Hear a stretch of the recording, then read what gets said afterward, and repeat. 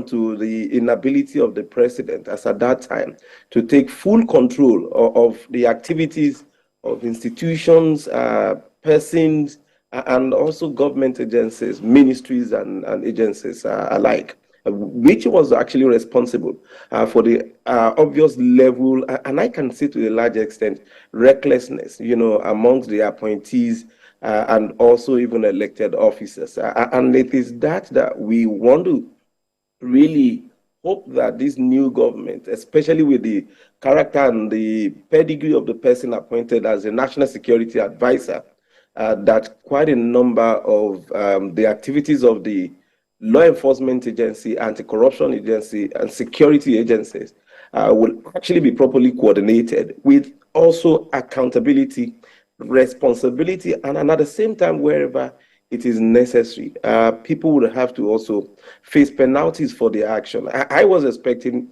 between that 2 days ago and now that there should have been official release from the government, at least from the government, to reassure Nigerians that this is not going to be the kind of trajectory that we'll be seeing under this government. Unfortunately, not even a week after the president came in, but just like 2 days after the president came in, there was the whole conflict or fracas, almost near fracas between the EFCC and the DSS over the long-held of occupancy of the EFCC office in Ikoyi in Lagos. And that is not the kind of thing that any country would want to see. But the implication of that for both security, the fight against corruption, the fight against crime, is something that we would really need to also discuss here.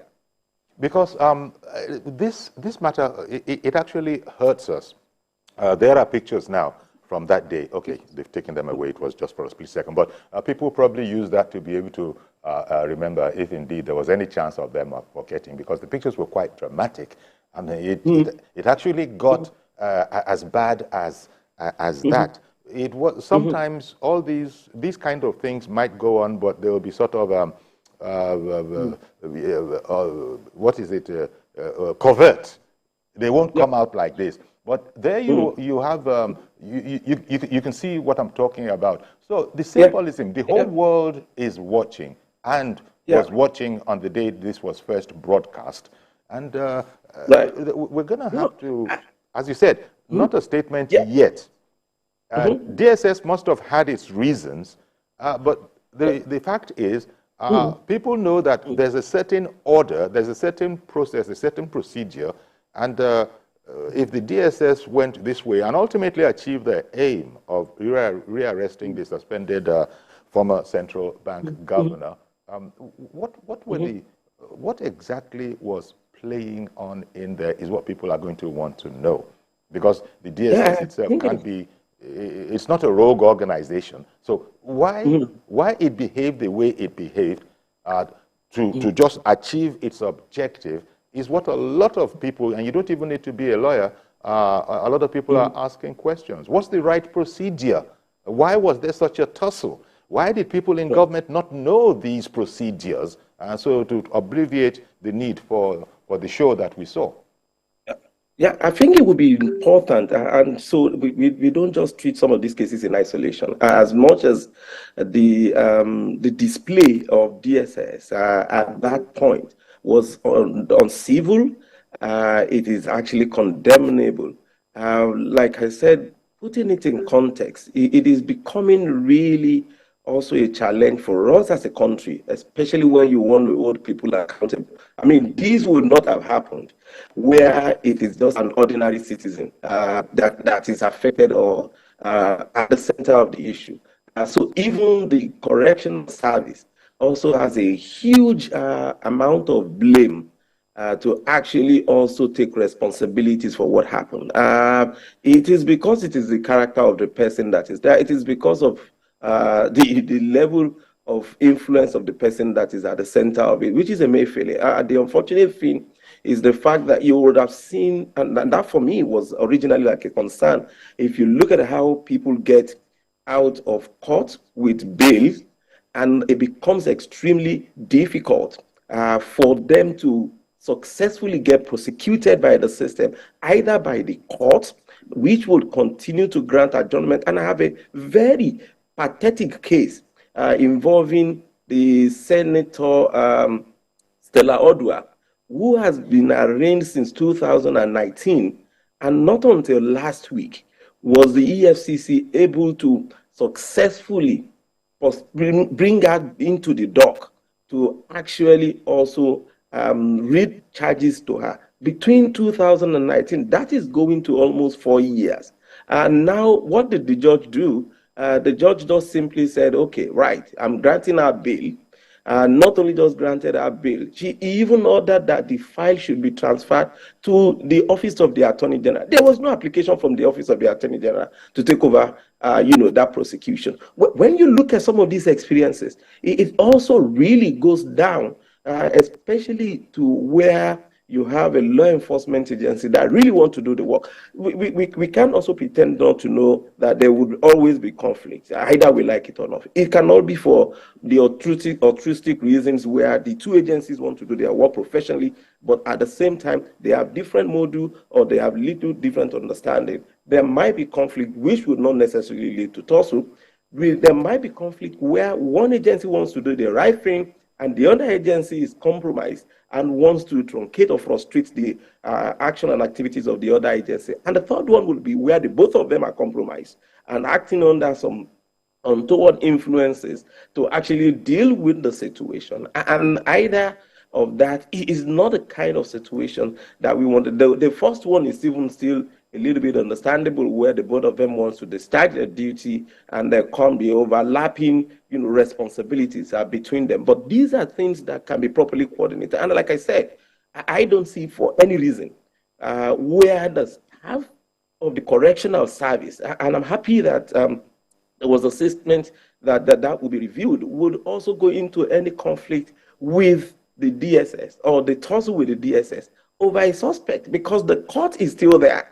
You can simply apply back to the court and say the suspect was not handed over to us. How do you want to go and physically take charge of the suspect? The suspect was brought to court by the DSS. And you would also understand how some very ridiculous, very funny, unfortunately, that is where you also think that Nigerians are not really ready for the fight against corruption or even against crime and insecurity. Some very fictitious and funny lawyers put themselves together and say they are NGOs, the coalition to free Emefiele, to go and start applying for Emefiele. And you want to ask yourself, where was the antecedent or even record of this? There was none. It's just as part of the emergence for them to take activities, take control of how they want to coordinate the freedom of Emefiele. It is not about Emefiele answering to some of the charges, some of the issues that have been raised,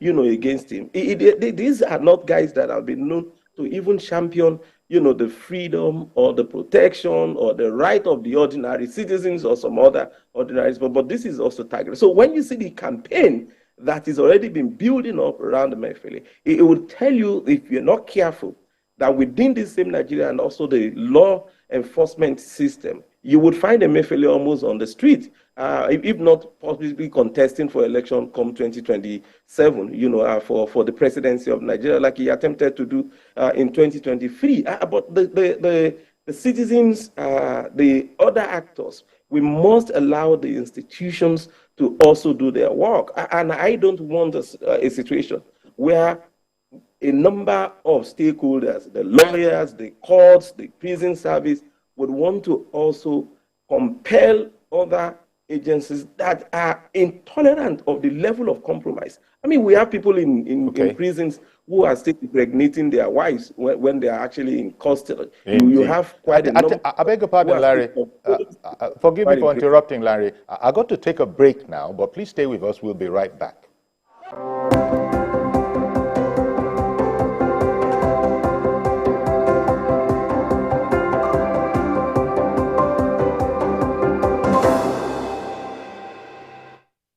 Stubborn dark marks? Try new Nivea Lumina 630. Visibly reduces up to 10 years of stubborn dark marks in just 4 weeks. New Nivea Lumina 630. Get even and luminous skin. Every major news story is with many perspective and layered with different levels of impact. Hello. What time did they see? News. First, with breaking news. Stubborn dark marks? Try new Nivea Lumina 630. Visibly reduces up to 10 years of stubborn dark marks in just 4 weeks. New Nivea Lumina 630. Get even and luminous skin.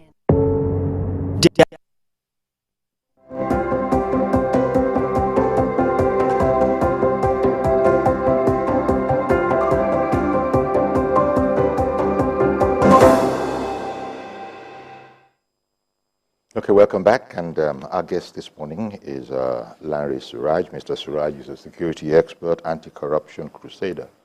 And we've been talking about what the situation where intergovernment agencies are rivaling so hard that it could actually degenerate into outright fisticuffs or close to fisticuffs.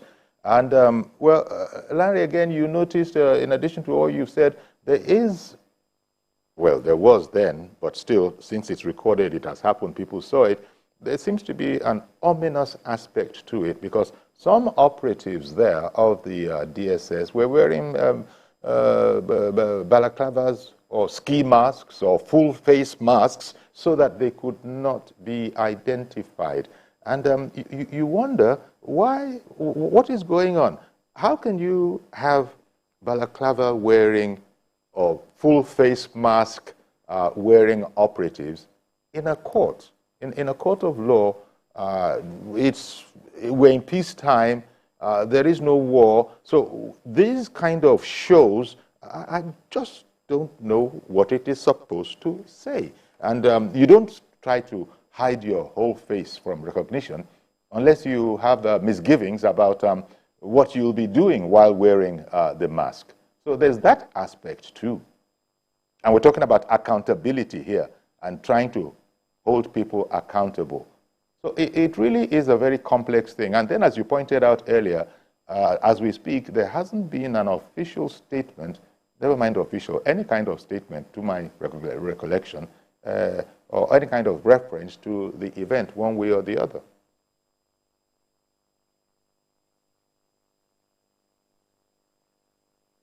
So, Larry, oh dear, we might have lost that. Hello? Hello? Can you hear me? Hello? Okay, yes, you've come back now. Did you hear my... Thank you. Did you hear my question? Yeah, I did. I did very well. I did. Okay. The wearing of the face mask, I mean, let's start from there, is not something that is peculiar to the DSS, you know. So you will see FBI, CIA agents even doing the same thing, depending on the kind of operations that is associated with it. So when you're fighting or you're going to invade what you would consider some of the enclaves of notorious high-profile criminals, like the drug barons and the rest of that, it needs to measure of protection, you know, for so that their families, not just because of them, so that the people cannot go after their family, their families for the operations that are undertaken on behalf of the state.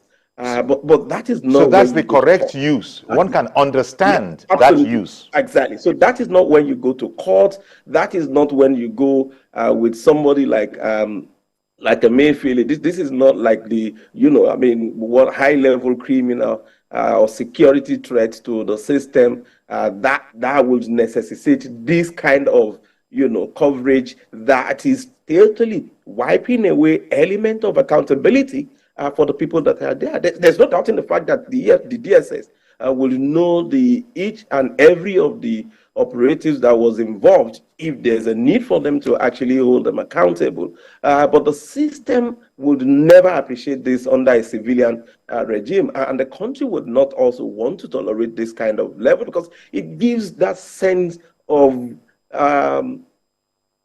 untouchability to the people that are involved. It gives them some whole sense of, you know, infallibility to also some extent. So this we can't continue to condone, and that would go to the not just the top level and hierarchy of the DSS. It goes to the office of the National Security Advisor. It goes to the office of the President as well, to make the DSS understand we're under a civilian regime. And when there's a need for this level of action, I think it is important that people are ready to give account of their activities. But I would, without actually in holding any brief, and I must say, holding any brief for the DSS, because this is highly condemnable, there's no doubt about it. Okay. We, as citizens, must also be extremely careful not to create situations and give justification for some of the things. So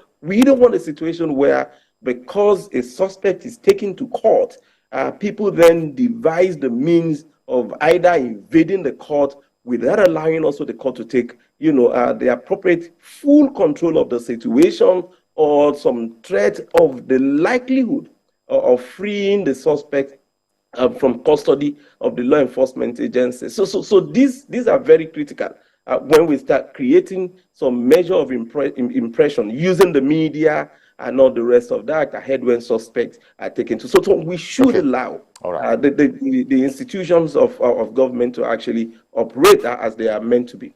Let me bring in Mr. Mohammed, who has called in from Abuja. Good morning to you, Mr. Mohammed. Good morning, Uncle Yori. Good morning, the guest. Good morning, sir. Go ahead, Good please. morning. Yes, sir. Yeah, in as much as what happened in Ikoyi High Court is not something good to write about, but so I just read an article now written by somebody. It's on the media now. Assuming you have this line has WhatsApp, I would have sent it to you. The problem there is the two agencies refuse to agree by themselves.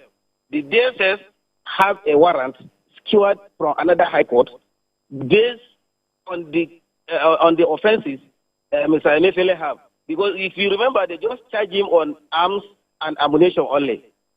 The other charges of terrorism, they did not charge him there. That's why they came with their warrant of arrest from another high court of the same jurisdiction of that of Ikoyi High Court. That is why, because they preempt that maybe Ikoyi High Court may give Emefiele a bail. That is why they now come with ready. They even show it to the correctional service officers that they are Oga. He refused to abide by it. They say that he must implement the judgment passed by this High Court judge now.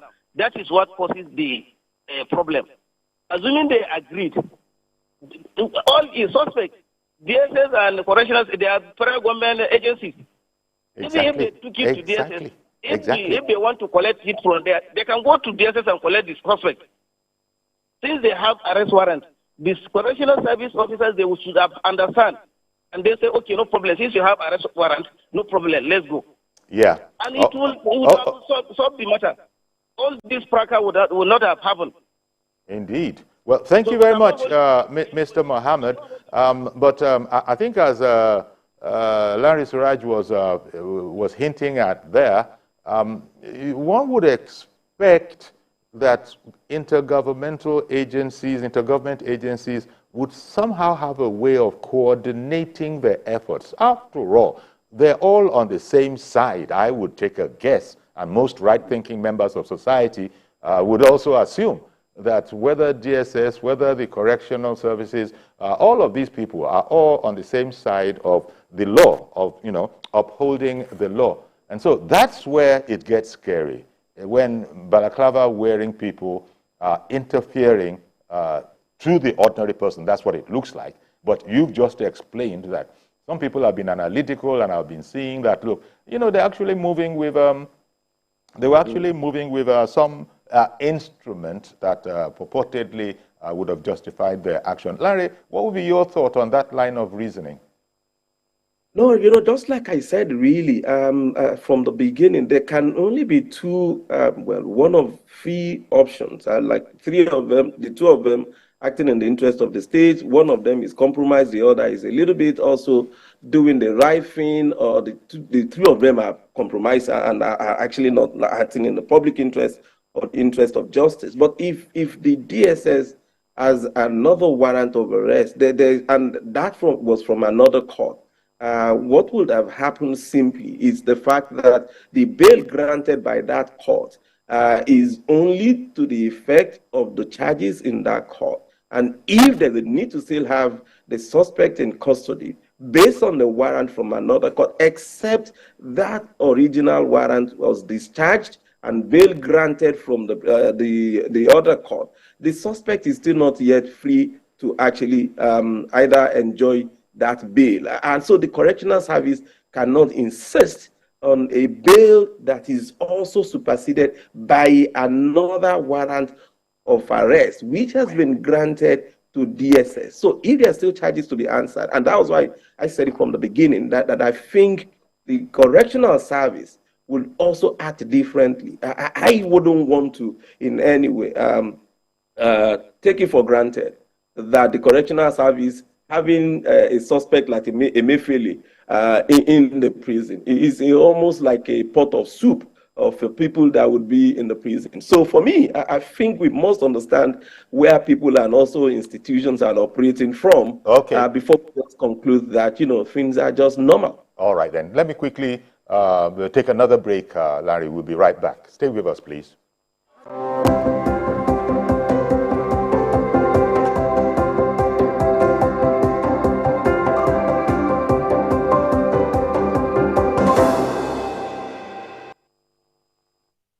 Stubborn dark marks? Try new Nivea Lumina 630. Visibly reduces up to 10 years of stubborn dark marks in just 4 weeks. New Nivea Lumina 630. Get even and luminous skin. It's not your regular show. It's an online interactive session where I will share my views on the everyday issues that cut across politics, security, health, current affairs, governance, and so much more. I am passionate about our country. I choose to support any conversation geared towards building a better Nigeria. I am Babajide Kolade Otitoju. Join me every Saturday on TVC News YouTube channel as I discuss Nigeria and the world at large on the show, Issues with Jide. The National Assembly is a busy place. As the bastion of democracy, it is a place where bills are presented, motions debated, laws made, and the yearnings of the people are laid bare. Come with us as we take you through the workings of the National Assembly. We take you through plenary, committee meetings, and probes, all to ensure smooth working of the democratic process.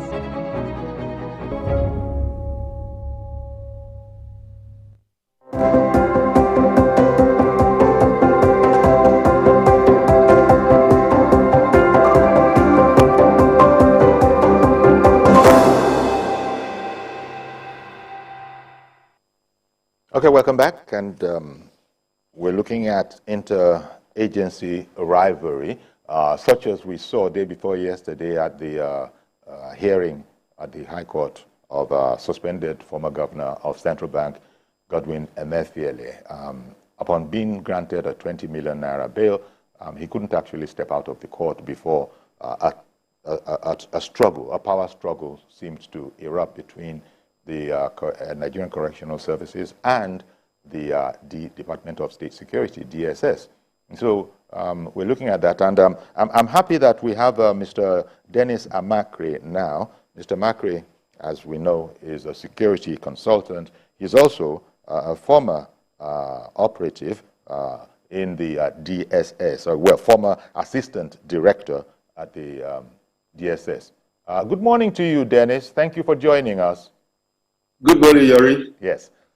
Now, Dennis, the question that we'll need someone like you to help answer, the balaclava-wearing security DSS operatives in a civilian environment, no war, nothing like that, no drug cartel busting, none of that. It was a straightforward civilian and a straightforward criminal charge. So one wondered, those pictures didn't do us much credit as a country when they were seen around the world. Is there a reason why, quite apart from the unseeming, the unseeming aspect of that tussle, why did they have to come out like that in those identity concealing contraptions? Okay, Yori, thank you for that question. I have discussed this with you before. First of all, balaclava is a normal, is a standard gear. It's a standard gear for Secret Service police, wherever they are going out for operations, except they don't want to wear it. Otherwise, it's a standard gear for them to wear. So they wear that. Yes, they wear that. Now again, you find out that if they go to anywhere, it doesn't matter whether it's a court or a war or anywhere.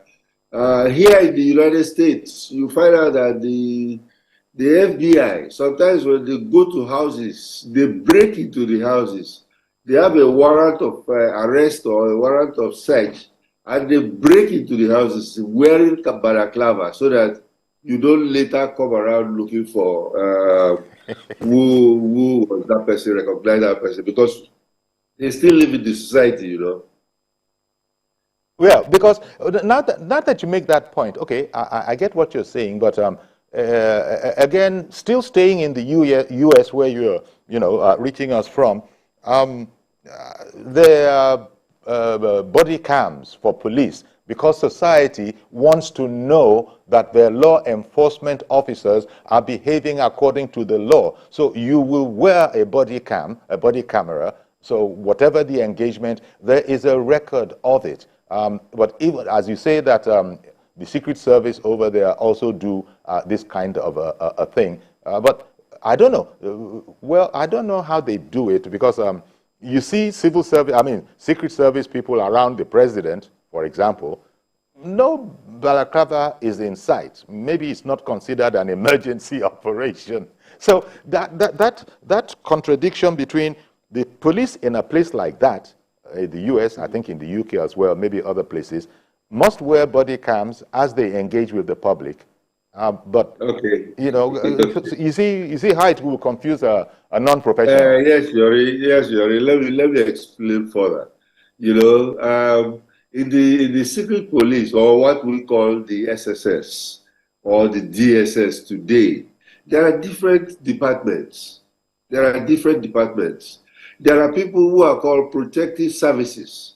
Those are the ones you see with governors or the president or their families and stuff like that. Those ones are usually in suits, and then you can see their face.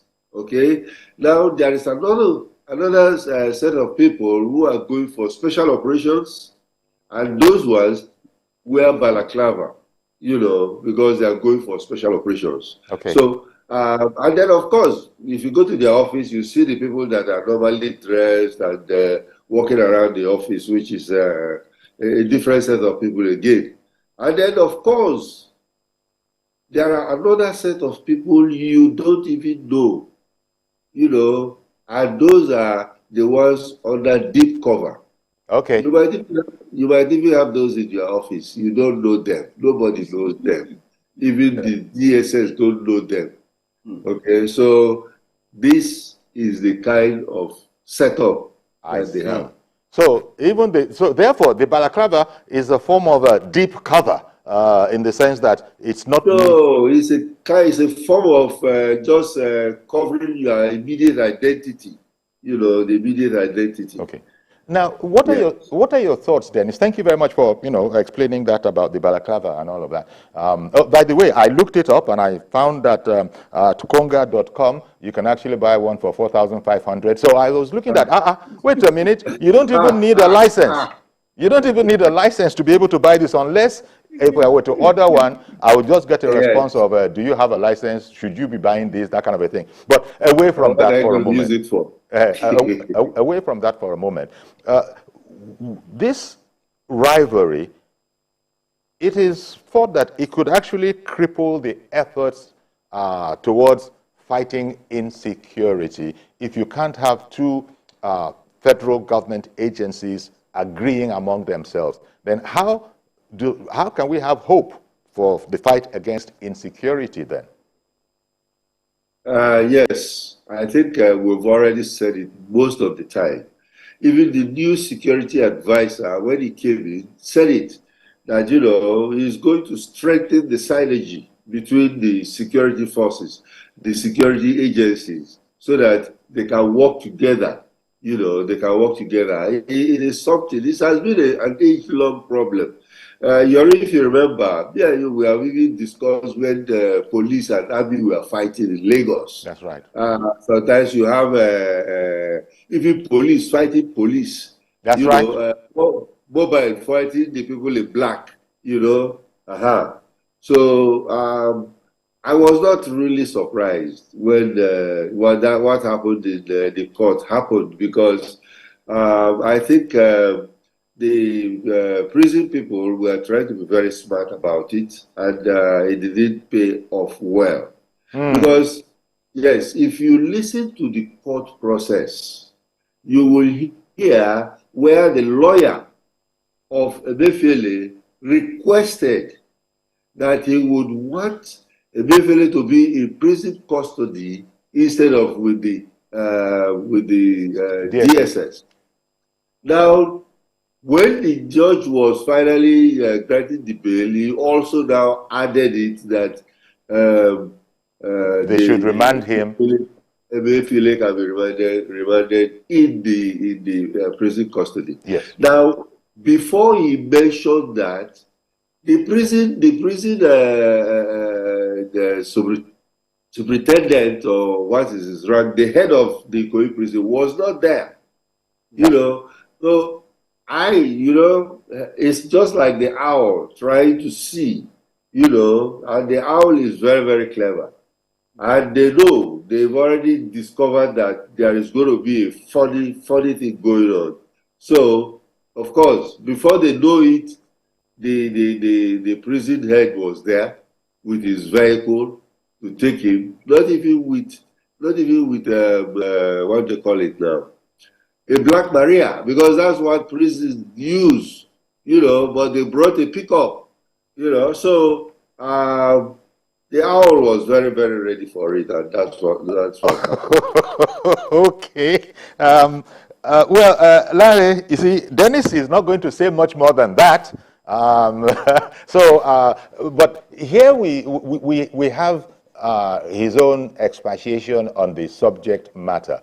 I'm only trying to piece around what we've heard from Dennis and yourself. There's a special interest in this particular suspect. I have heard, but I don't know how much I can say about having heard. But one has heard that, the charges are so very grievous that the DSS has reason to believe that should the suspect, be able to enjoy the bail that he was awarded by the judge in court, it would somehow compromise their investigations. Now, I don't know. Lawyers are going to really have an interest, an opinion on this. Because sometimes we hear that it doesn't matter what you think, it only matters what the law says. And in this case, the court has spoken. And I don't know why they couldn't go with what the court has said. One, because we're a democracy. Two, because we uphold the rule of law and independence of the different tiers. And then start even if it is a laborious process, start the laborious process of reapprehending the suspect, rather than do what was done, where it now seems as if there are some agencies that don't need to obey the law. But it must be said, the DSS also said that they came with an enabling document. So you see trouble now. Yeah, you see, I mentioned this from the beginning, and it is important that we address the societal challenge of actually having successful prosecution of high-profile persons or suspects in the system. And I will only pray that the judiciary will actually understand this, not because that we have also undermined administration of criminal justice system and procedure. it is also that this enhances insecurity in the system. So the moment many of the high-profile, suspects don't bother that you are taking them to court anymore, because once they get to court, the next thing is just to get a bail. And once they get a bail, the next thing is to frustrate the prosecution process. I mean, as a country, and I think the judiciary, by now, without even prompting, and I mean, the lawyers, quite a number of them are not really bothered about the implication of their actions for the country, for our image, or even for the system. So they are not bothered. All they just want is allow the suspect or the criminal, with possibly even without answering to the charges. Okay. And that is not what the law is meant to do. Okay. One moment. Sorry, I beg your pardon, Larry. One moment. But as Mr. Dennis Amakre was saying, he used the sort of an allegory. The owl is a wise bird. It sees. So when it comes to the owl and it's seeing, we now know that, oh dear, we've gone sort of is it covert? Yes, we've gone covert. So the DSS knows what it was doing, whether what it was doing that it knows was in conformity with the law and with the whole, shall I say, in favor of the country is another question. Let me hear what Mr. Abubakar in Kaduna has to add to the conversation. Good morning, Mr. Abubakar. Good morning, Uncle Yori. Good morning, sir. How live with you? Very interesting today. You are showing a good drama today, a show of force. Well, no problem. But let me just concentrate on the victim, that is CBN Governor former MFLA. You see, I think this is just a drama and it will just take a long time, or maybe at least it will attract Nigerians for a while, keep them busy. But I don't think there is anything that will come out of it after, because this is an important and lucrative business. These two sets of securities are hostile, because I know he is maybe a good customer to them. If not, if Nigeria is serious, this is a man who put billions of Nigerians into difficulties.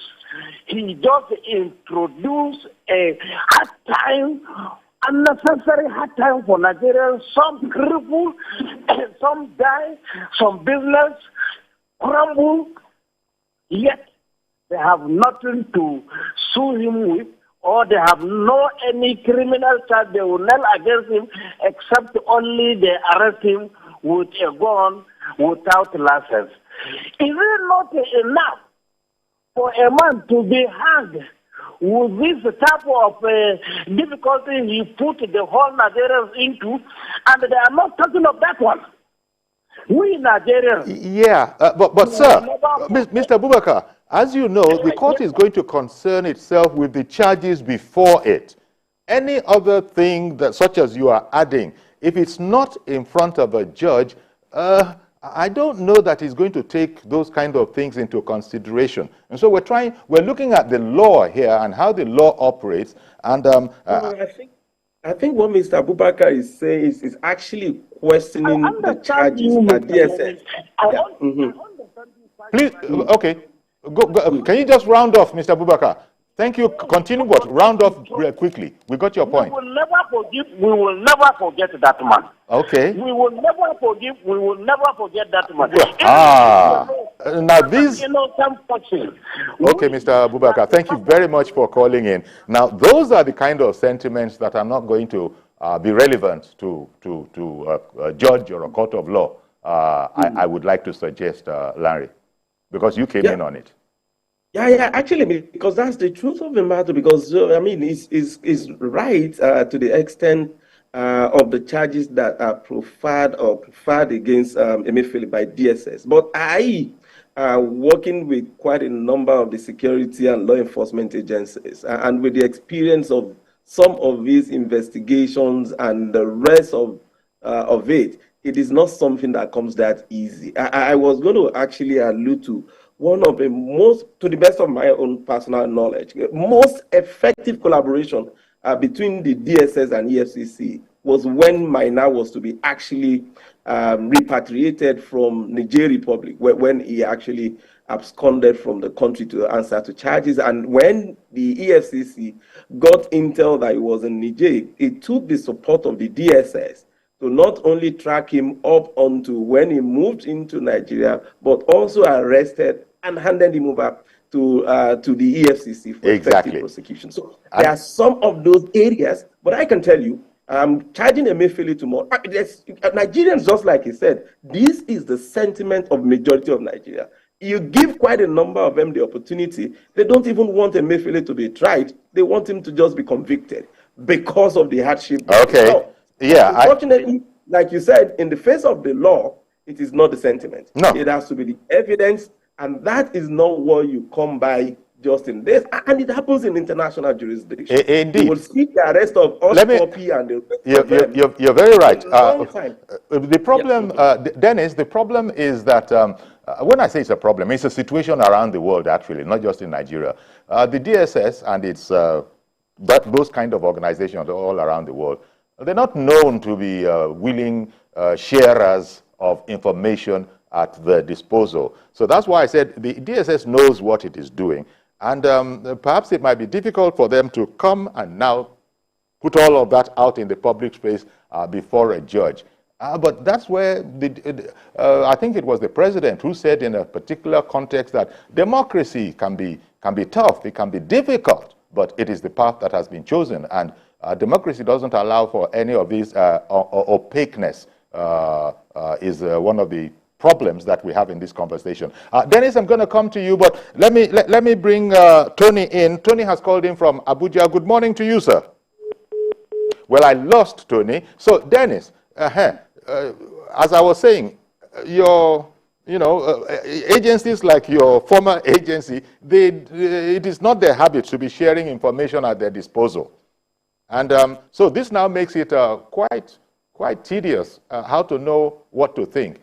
Because I think I have heard that they believe, the DSS believes that to allow Mr. Emefiele to go on bail would compromise the investigation, if I'm not misspeaking. But I think that's the kind of reason that they would be that. But somebody else called in and said, wait a minute, also, no, this is not security matter. Mr. Emefiele's presence is a business. And that's why they're tussling between the two of them. DSS on one hand and the correctional service on the other, as to, I can't lose this business. Not that I know what that means. But Dennis, over to you. Yes, thank you very much. It's very, very funny. The implications are very, very funny. I mentioned the owl. Do you know that the owl is the logo of the DSS? I see. It's the logo of the DSS. Look at it again. Yeah. Okay, so that's the only bird that can see very clearly in the night. That's right. And there are abilities they know that they are not even telling but they don't have to tell the public. And it is the only bird that can rotate its head 360 degrees. That is correct again. That's another fact. Now, these guys, we know, we've been dealing with the NCS. The DSS will always send their reports to the NCS. Remember the Kuje prison breaking?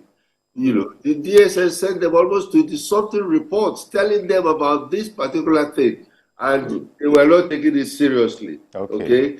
And now this is a situation where if they've not even made corrections to the structures that were suggested to them. Now, we say the DSS has come out to say that this man is a flight risk. And it is very, very true that he could be a flight risk. Because he has flown once, during the previous administration. When the thing was hotting up, he left. He went and stayed overseas and listening to Nigeria when everything was okay. He stayed there for a while before he came back. And now, why should the lawyers want him in prison custody? Because we know that the prison don't take their perimeter security very, very seriously. The integrity is poor. if he wants to break out, or they can arrange, because if you see, I see how big net worth individuals, when they are brought into that Ikoyi prison, the reception they get, is something else, So they want him, and of course the head have to leave his office. He does not go to court every day, but he has to go there. Just like your guest has said, this is a big dinner coming ahead, so they have to go down there and see what it is. But he finds it very difficult. He cannot even make a move in the DSS. That's why his lawyers want him out of there. Well, okay. So, but again, let me just get this in. What are your thoughts on whether this modus operandi of the DSS, whether it can compromise the integrity of the struggle against insecurity in the country? If the DSS, from what we've heard now, it's an owl, it sees, all those symbolism we take on board. It can see what other people can't see. This kind of behavior, are you concerned that it could compromise security, if not put fear in the land? And that's not the interest. That's not what democracies usually want to do. Somebody who is not a criminal or somebody who is not a security risk does not have anything to fear. Okay. Not at all. Because a lot of people, it's a criminal who sees a policeman and start running away, But you don't have to fear the DSS, because the DSS is doing the national service. Okay. And many people, I don't want to, you don't have time for me. I would have told you some of my experiences. Where we invite people to come, and they even went for 7 days fasting and 7 days dry fasting and everything before they come. And when they come, and I finish with them within 5 minutes, and they go away, and they said, "Excuse me, sir, can I go?" I said, "Of course you can go." He said, "Oh my God." Okay. Contrary to what they had expected. Okay. So, Larry, thank you, Dennis. We've completely run out of time, but Larry, it is what it is. We have it on our hands, but we've just heard there that, look, if you are a law-abiding person in all particulars, then you have no reason to fear any of this kind of, shall I say, operation that we saw. Yeah, I mean, it's interesting, really. I mean, but this is not also dismissing the fact that there are also some elements of unscrupulous characters within the law enforcement agencies who would also even want to have some offenses hanged on innocent people, But the truth of the matter is, if you really want to fight, your case, it is about actually pursuing the case. And I was expecting people to actually fight to go and say, charge Emefiele, and we want to defend him in court to actually prove his innocence. It is not about the whole scheming and the whole protest or the whole argument of saying, no, release Emefiele. I mean, like it said, this is actually what can be considered. With what happened with the currency change, we don't even have the new currency with all the investment. We're going to have to leave it there, Larry. I beg your pardon. But I want to thank you very much. We're going to have to leave it there, Larry. Thank you very much. And thank you very much. That's Larry Suraju there. And also Mr. Dennis Amakre. Thank you very much for being able to join us as well. Thank you both, gentlemen. Thank you. Indeed. So that's our program today. Please join us tomorrow for a fresh edition. I am YORI FOLARIN. Bye-bye for now.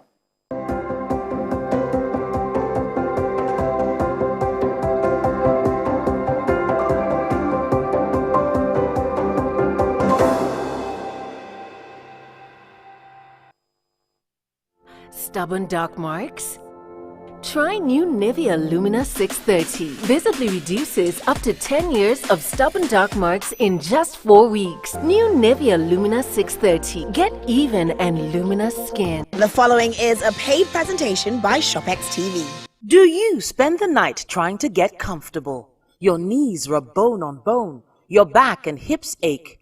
You wake up in pain? Not anymore. ShopX TV is proud to introduce the Contour Legacy Pillow, the patented, ergonomically designed tapered leg pillow that naturally fits the contours of your legs, knees and thighs to help align your spine and alleviate pain. Watch, when you sleep on your side, your leg falls forward, twisting your pelvis and lower back, putting pressure on your spine, hip and sciatic. But the Contour Legacy Pillow cushions your knees and cradles your legs, relieving stress on joints while restoring your lower back alignment. Sleeping on your side, your leg comes over and puts you out of alignment, causing lower back pain, hip pain, even knee pain. By using the Contour Legacy Pillow, it restores the natural alignment of the spine, helping to alleviate pain and pressure, leading to much more restful sleep. Old-fashioned leg pillows are bulky, but the anatomical design of the Legacy Pillow fits perfectly the shape of your body the way nature intended. You can even use two together for full leg alignment. Legacy Pillow is exclusively ventilated, so it always stays cool and dry. With top crescent design, it cuddles up to you perfectly and easily moves with you. Ordinary pillows go flat, but the Legacy Pillow is made up of soft memory foam, so it never loses its shape and the cover is machine washable. The Contour Legacy Pillow is now available in Nigeria, exclusively from ShopX TV. You could be paying up to 500,000 naira for an orthopedic bed that doesn't properly support your spine. But call the number on your screen